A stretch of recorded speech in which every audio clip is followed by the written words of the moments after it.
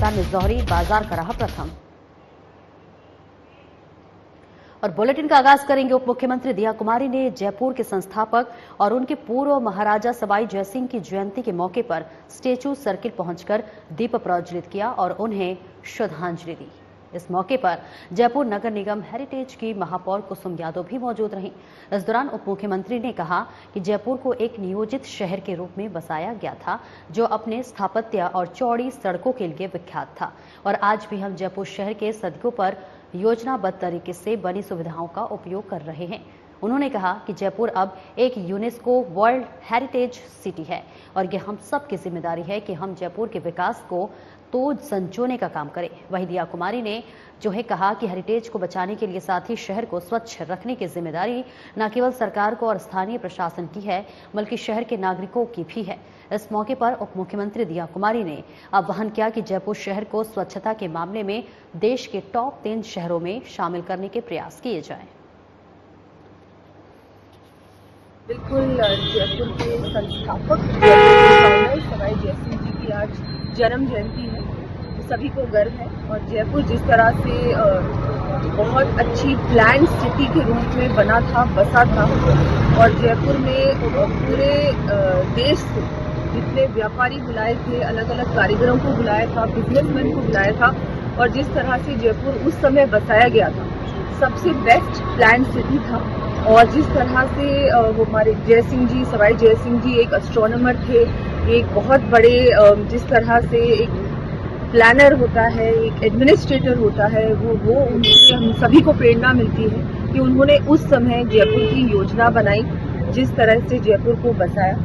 आज भी हम देखते हैं जयपुर वर्ल्ड सिटी परकोटे जिस तरह से नालियां हैं, सीवरेज है, जिस तरह से सड़कें चौड़ी हैं, वो अभी भी एक उदाहरण के रूप में हम सभी के लिए कि उस समय उस प्लानिंग से उन्होंने जयपुर को बसाया।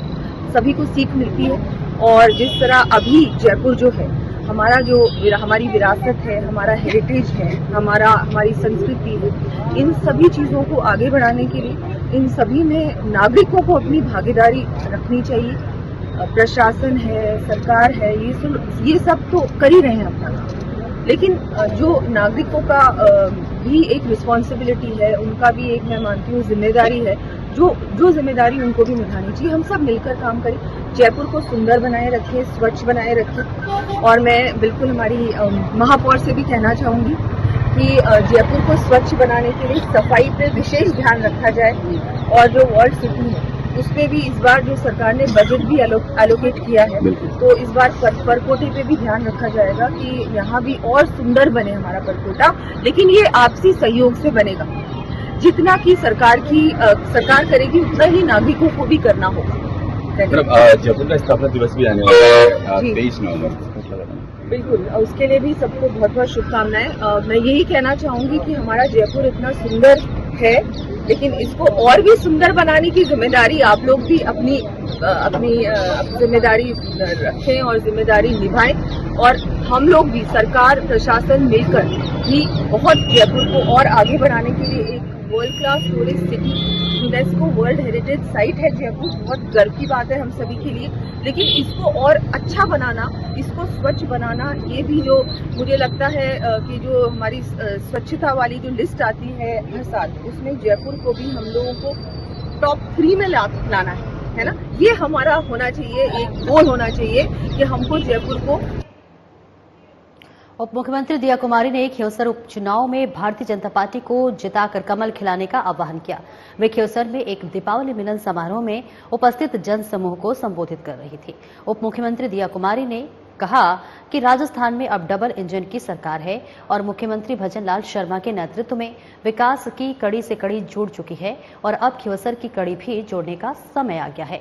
इस मौके पर कैबिनेट मंत्री गजेंद्र सिंह खीमसर, सुरेश रावत, राज्य मंत्री मंजू बाघामार और विजय सिंह चौधरी, विधायक केसाराम चौधरी, अतुल भंसाली, आदूराम मेघवाल, बीजेपी प्रत्याशी रेवत राम डांगा, नागौर जिला अध्यक्ष राम निवास सांखला और प्रदेश प्रवक्ता अशोक सैनी भी उपस्थित रहे। वहीं उप मुख्यमंत्री ने बीजेपी प्रत्याशी रेवतराम डांगा के समर्थन में अपील करते हुए कहा कि ये बहुत जरूरी है कि खियोसर में भी ऐसा विधायक बने कि जनता के सारे काम तुरंत हो और खियोसर किसी भी मायने में पीछे नहीं रह जाए। उन्होंने कहा कि इसके लिए बीजेपी का विधायक बनना बहुत जरूरी है और आप मतदाता के रूप में बीजेपी को अपना समर्थन दें।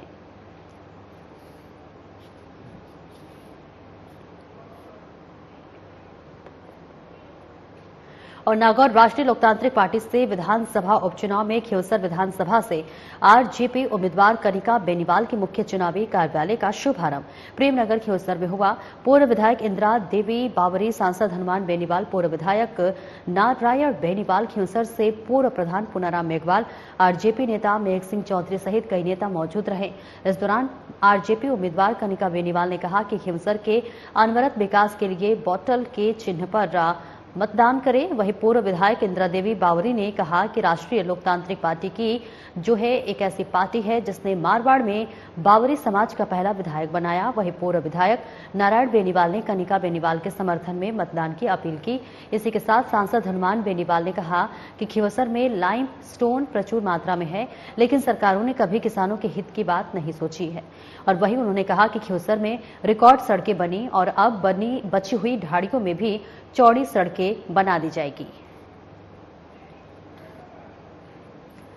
नागौर राष्ट्रीय लोकतांत्रिक पार्टी से विधायक उपचुनाव में खियोसर विधानसभा से आरजेपी उम्मीदवार कनिका बेनीवाल के मुख्य चुनावी कार्यालय का जो शुभारंभ है उसमें आपको बताते चले कि तमाम लोगों ने शिरकत की। पूर्व विधायक नारायण बेनीवाल, खियोसर से पूर्व प्रधान पुनाराम मेघवाल, आरजेपी नेता मेघ सिंह चौधरी सहित कई लोग मौजूद रहे।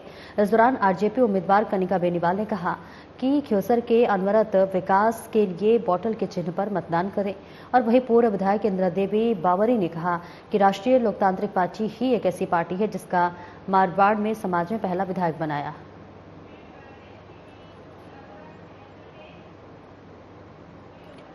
और राजस्थान विधानसभा अध्यक्ष वासुदेव देवनानी 4 देशों की यात्रा पर जाएंगे। और आपको बता दें कि देवनानी सोमवार रात 4 नवंबर को दिल्ली से दोपहर 2 बजे ऑस्ट्रेलिया के लिए रवाना होंगे। इस दौरान देवनानी ऑस्ट्रेलिया में आयोजित राष्ट्रमंडल संसदीय संघ के 67वें सम्मेलन में राजस्थान का प्रतिनिधित्व करेंगे। राष्ट्रमंडल संसदीय संघ की बैठक ऑस्ट्रेलिया में 5 से 8 नवंबर तक होगी।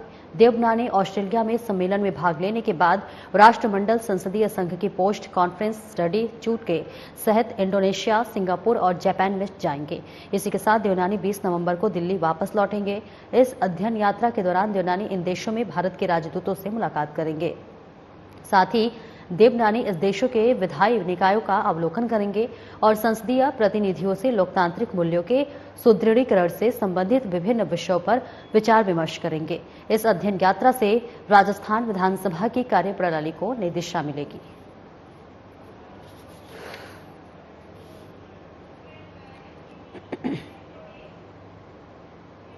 और जयपुर में दीपावली पर सबसे अच्छी सजावट के नाम घोषित किए गए। जी हां, बता दें जयपुर पुलिस कमिश्नरेट ने सजावट के पुरस्कारों की घोषणा की है। हर साल की तरह पहला, दूसरा, तीसरा और सांत्वना पुरस्कार प्रदान किए गए। परकोटे के बड़े बाजार में जौहरी बाजार प्रथम, चांदपोल बाजार द्वितीय और रास्ता तृतीय और किशनपोल बाजार को सांत्वना पुरस्कार मिला। उधर बापू बाजार प्रथम, नेहरू बाजार द्वितीय, इंदिरा बाजार तृतीय रहा। इसी के साथ परकोटे के बाहर से बड़े बाजार में हल्दियों का रास्ता प्रथम, लालजी सांड का रास्ता द्वितीय, घीवालों का रास्ता तृतीय स्थान पर रहा। जबकि सरकारी भवनों में जोरावर सिंह गेट को प्रथम पुरस्कार मिला। वहीं एसएमएस मेडिकल कॉलेज को सजावट में प्रथम पुरस्कार मिला, जेडीए को द्वितीय और जयपुर ग्रेटर निगम को तृतीय पुरस्कार मिला।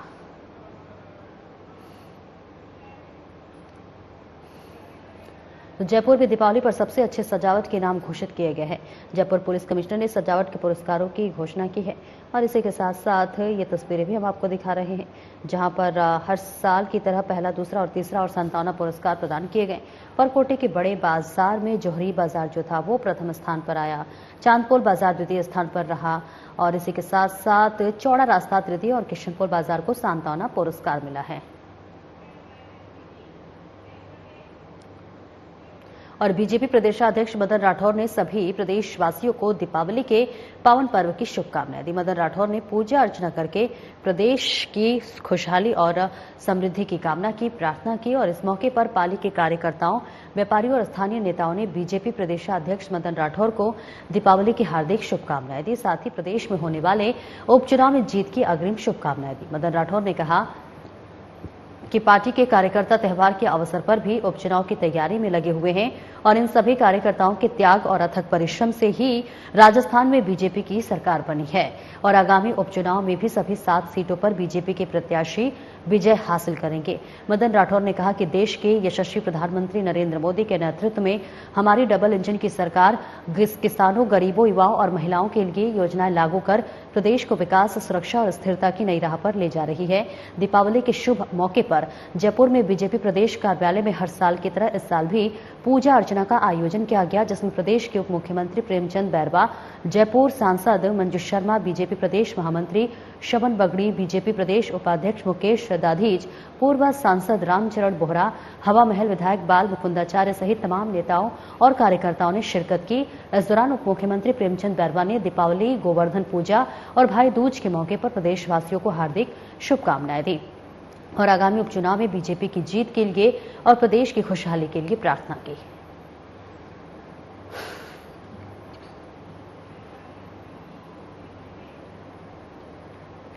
राजस्थान सरकार के कैबिनेट मंत्री और झोटवाड़ा के लोकप्रिय विधायक कर्नल राज्यवर्धन राठौर ने आज गोवर्धन पूजा के पावन मौके पर स्वामी नारायण मंदिर में ठाकुर जी के दर्शन कर आशीर्वाद प्राप्त किया और महाआरती में शामिल हुए। कर्नल राज्यवर्धन राठौर ने इस मौके पर ठाकुर जी से देश और प्रदेश की सुख, समृद्धि और शांति के लिए प्रार्थना की।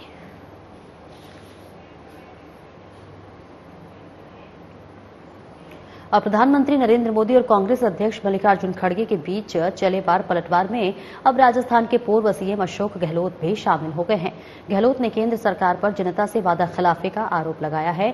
गहलोत ने ट्विटर पर लिखा, राजस्थान में बीजेपी सरकार ने कांग्रेस सरकार की सभी योजनाओं को बंद कर दिया या कमजोर कर दिया, जिससे जनता में तीखी प्रतिक्रिया हो रही है। आपको राजस्थान के लोगों के बीच एक अध्ययन करवाना चाहिए ताकि पता चल सके कि हमारे घोषणा पत्र के अनुसार लागू की गई कांग्रेस सरकार की योजनाओं को बंद करने के कारण लोगों में कितनी पीड़ा है। ऐसे में प्रधानमंत्री को इस तरह का बयान देते देखना बहुत दुखद है। इनकी सरकार 2014 और 2019 में जनता के लिए किए गए वादे को पूरा करने में विफल रही है।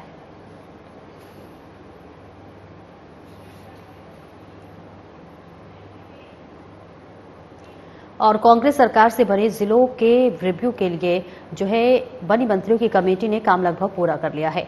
उपचुनाव के बाद कमेटी सरकार को रिपोर्ट सौंपेगी। सरकार नवंबर में गहलोत राज्य के छोटे जिलों को खत्म करने या बरकरार रखने पर फैसला करेगी। मंत्रियों की कमेटी का भी मानना है कि मापदंडों को पूरा नहीं करने वाले जिलों को मर्ज कर देना चाहिए। रिव्यू कमेटी गहलोत राज्य के छोटे जिलों को खत्म करने की सिफारिश करेगी। रिव्यू कमेटी में शामिल कई मंत्रियों ने इस तरह के संकेत दिए हैं। पूर्व आईएएस ललित के पवार रा कमेटी के रिपोर्ट के आधार पर मंत्रियों ने हर जिले पर अपनी राय दी है, जो कि जिले मापदंड पूरे कर रहे हैं। जहां जनसंख्या और क्षेत्रफल ज्यादा है, लोगों की सुविधा के लिए जिला बनना जरूरी है, उन जिलों का बरकरार रखने की सिफारिश होगी।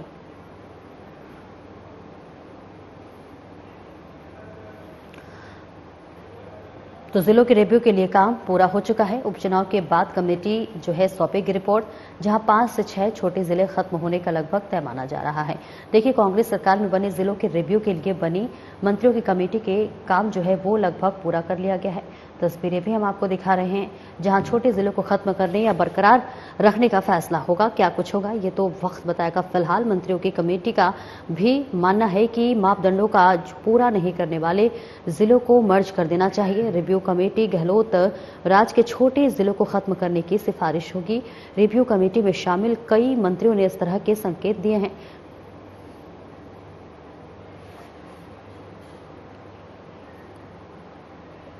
हरियाणा विधानसभा चुनाव में बीजेपी की जीत के बाद राजस्थान बीजेपी के पूर्व प्रदेशाध्यक्ष सतीश पूनिया का राजनीतिक कद बढ़ा है।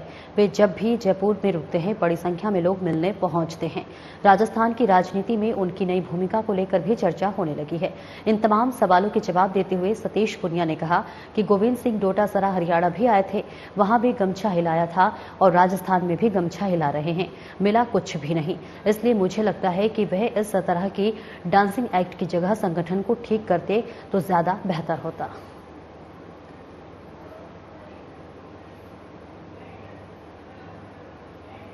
तो हरियाणा विधानसभा चुनाव में बीजेपी की जीत के बाद राजस्थान बीजेपी के पूर्व प्रदेशाध्यक्ष सतीश पूनिया का राजनीतिक कद बढ़ा है और वे जब भी जयपुर में रुकते हैं, बड़ी संख्या में लोग मिलने पहुंचते हैं। राजस्थान की राजनीति में उनकी नई भूमिका को लेकर भी चर्चा होने लगी है। इन तमाम सवालों के जवाब देते हुए सतीश पूनिया ने कहा कि गोविंद सिंह डोटासरा हरियाणा भी आए थे, वहां भी गमछा हिलाया था और राजस्थान में भी गमछा हिला रहे हैं, मिला कुछ भी नहीं। इसलिए मुझे लगता है कि इस तरह के डांसिंग एक्ट की जगह जो है संगठन को ठीक करते तो ज्यादा बेहतर होता। तो देखिए, एक तरह से तंज कसते हुए नजर आ रहे हैं। जयपुर से तस्वीरें आपको दिखा रहे हैं, जहां सतीश पूनिया का जो राजनीतिक कद है वो लगातार बढ़ता हुआ नजर आ रहा है, जिस पर पूनिया का ये बयान भी सामने आया है। डोटासरा ने गमछा घुमाया और मिला कुछ भी नहीं और इसी के साथ उन्होंने कहा कि डांस की जगह संगठन ठीक करे तो ज्यादा बेहतर होता।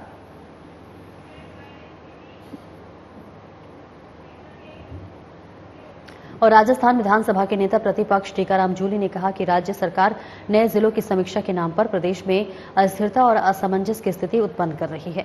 अपनी नाकामी छिपाने के लिए भजनलाल सरकार नए जिलों में कटौती के मंसूबे बना रही है। जूली ने कहा कि नए जिलों और संभागों का मुद्दा अत्यंत संवेदनशील है और प्रदेश के दूरगामी हितों से जुड़ा हुआ है। इस महत्वपूर्ण मुद्दे पर चर्चा के लिए सरकार राजस्थान विधानसभा का विशेष सत्र बुलाने और सदन को विश्वास मिले। नेता प्रतिपक्ष टीकाराम जूली ने कहा कि पूर्व IAS अधिकारी ललित के पवार ने नए जिलों को लेकर अपनी रिपोर्ट 2 महीने पहले राज्य सरकार को सौंप दी है। सरकार के वरिष्ठ मंत्रियों की सब कमेटी इसके आधार पर नए जिलों की समीक्षा की बात कर रही है, लेकिन सरकार के मंत्री नए जिलों को लेकर निरंतर विवादास्पद बयान दे रहे हैं। अनेक नए जिलों के प्रति भंजनलाल सरकार के मंत्रियों का पूर्वाग्रह जग जाहिर है।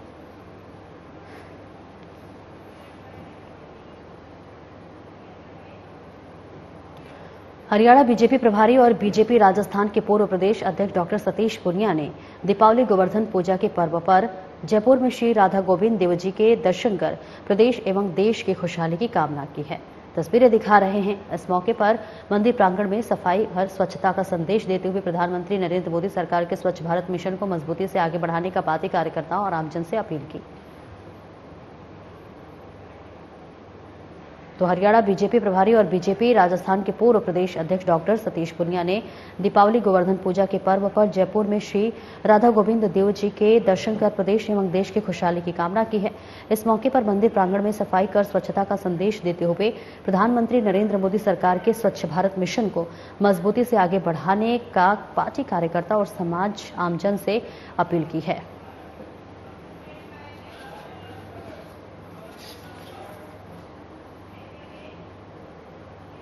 बांसवाड़ा में एक दर्दनाक सड़क हादसा हो गया है। जी हां, सूचना के मुताबिक बांसवाड़ा से साबला जाते समय एक स्कॉर्पियो अनियंत्रित होकर पुलिया से नीचे गिर गया। इस हादसे में स्कॉर्पियो सवार 2 युवकों की दर्दनाक मौत हो गई, जबकि एक व्यक्ति गंभीर रूप से घायल है, जिसका इलाज जिला अस्पताल में चल रहा है। तस्वीरें आपको दिखा रहे हैं। फिलहाल पुलिस पूरे मामले की छानबीन में जुटी हुई है।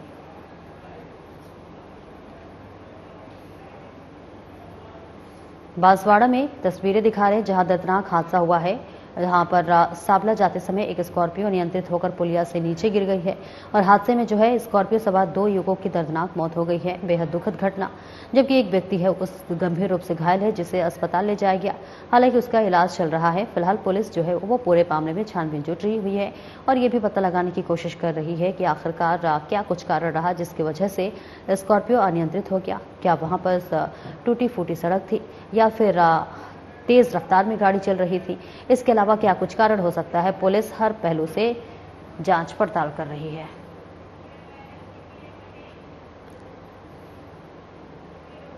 पीपलखूट के बोरखेड़ा गांव में उस समय अफरा तफरी मच गई जब एक व्यक्ति के घर में पैंथर घुस गया और घर के एक कोने में जाकर बैठ गया। बता दें कि ग्रामीणों की आवाज सुनकर भी पैंथर कोई मूवमेंट नहीं कर रहा था। इस घटना की सूचना ग्रामीणों ने वन विभाग को दिया।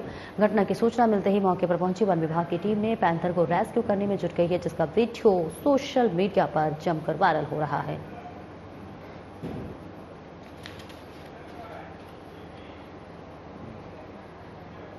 देवासी समाज रानीवाड़ा की तरफ से अखिल भारतीय रबारी देवासी समाज की 3 दिवसीय डे नाइट क्रिकेट प्रतियोगिता का आयोजन किया जा रहा है और इस प्रतियोगिता का आयोजन रानीवाड़ा के निकटवर्ती जालेरा कला गांव में स्थित आपेश्वर खेल मैदान में किया जाएगा। इसी के साथ देवासी समाज सेवा संगठन के अध्यक्ष वीएनआल ने बताया कि साधु संतों के पावन सानिध्य और राजनेताओं की मौजूदगी में 4 नवंबर से क्रिकेट प्रतियोगिता का आगाज किया जाएगा। वहीं वीएनआल ने बताया कि 3 दिवसीय क्रिकेट प्रतियोगिता में पूरे देश भर से करीब 24 टीम भाग लेंगी। इस क्रिकेट प्रतियोगिता के आयोजन को लेकर लगभग सभी तैयारियां पूरी कर ली गई हैं। वहीं 6 नवंबर को प्रतियोगिता का समापन समारोह होगा, जिसमें विजेता टीमों का सम्मान किया जाएगा।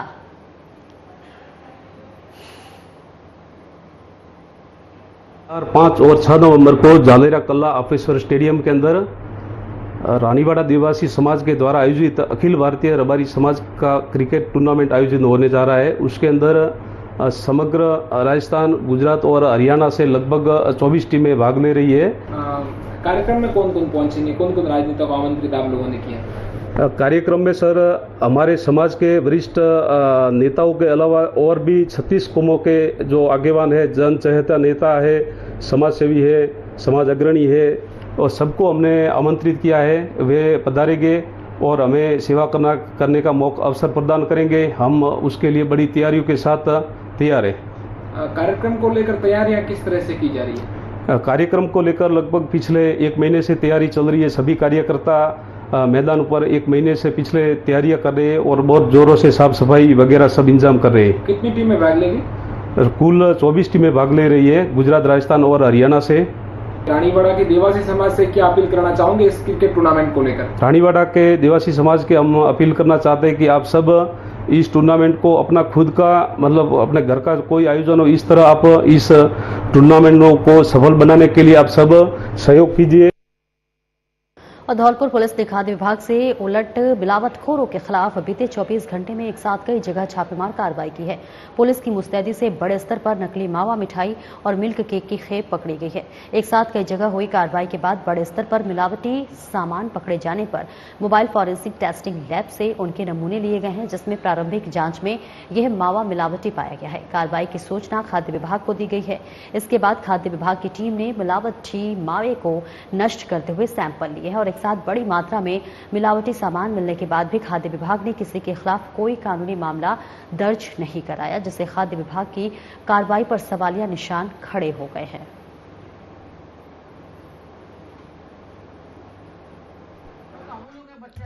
दीपावली के त्योहार को देखते हुए पूरे राज्य में शुद्ध आहार एवं मिलावट पर वार अभियान संचालित है। इसी क्रम में धौलपुर जिले में लगातार 8 अक्टूबर से कार्रवाई की जा रही है। इसी के तहत आज श्रीमान जिला पुलिस अधीक्षक महोदय के निर्देशानुसार सुबह बदरिका में एक कोल्ड स्टोरेज में मिक्स केक रखा हुआ था, जिसमें से नमूना लेकर के करीब 2220 किलो मिक्स केक जो बदबूदार था उसको नष्ट करवाया गया मौके पर गड्ढा खुदवा करके। दूसरी कार्रवाई में बोधपुरा में नन्हे खाम मावा भंडार, जिसमें 4 नमूने लिए गए हैं। एक नमूना मावा का, एक मिश्रित दूध का और एक क्रीम का नमूना लिया गया है और एक अपना इसका घी का नमूना लिया गया है। 170 किलो घी को सीज किया गया है संदेह के आधार पर और करीब 1400 किलो मावा जो मोबाइल फूड टेस्टिंग लेबोरेटरी जो हमारे साथ चल रही है उसकी जांच में रिफाइंड की पुष्टि हुई है, उसको नष्ट करवाया जा रहा है। और बांसुर कस्बे के पुराने अलवर स्टैंड पर ब्यूटी पार्लर की दुकान का मामला है, जहां पार्लर की दुकान के बाहर बाइक खड़ा करने को लेकर मारपीट का मामला सामने आया है। आरोप है कि ब्यूटी पार्लर संचालिका ने बाइक सवार पिता पुत्र के साथ मारपीट कर दी, जिसके बाद सड़क के दोनों ओर लंबा जाम लग गया। वहीं मौजूद लोगों ने महिला की बदसलूकी को लेकर आक्रोश जताया। मौके पर पुलिस पहुंची तो महिला पुलिस के साथ भी उलझ पड़ी। महिला ने पुलिसकर्मियों के कपड़े फाड़ दिए। मौजूद लोगों ने कहा कि महिला आए दिन लोगों से उलझती रहती है और अभद्रता करती है। मैं वहाँ से आ रहा था सब्जी लेने के लिए, बोले कच्चे नारियल लेने के लिए, तो मैं उसके सामने गाड़ी खड़ी कर दी। मेरे को वो बोली अब थोड़ा सा आगे सरका लो गाड़ी। मैं आगे सरका लिया, फिर मैं चल दिया। फिर दूसरा वो मोटरसाइकिल बीच रोड बीच करने लग गया। फिर वो मैं उसका हाथ पकड़ के मैं बाइक इधर करके मैं कर देता हूँ। ये बात थी, उस पर लड़ाई झगड़ा करने लग गया। नहीं, आपके कहाँ मारी? मेरी एक तो ये लग रही सामने, एक गला भी। और फिलहाल इस बुलेटिन में इतना ही। दीजिए इजाजत। नमस्कार।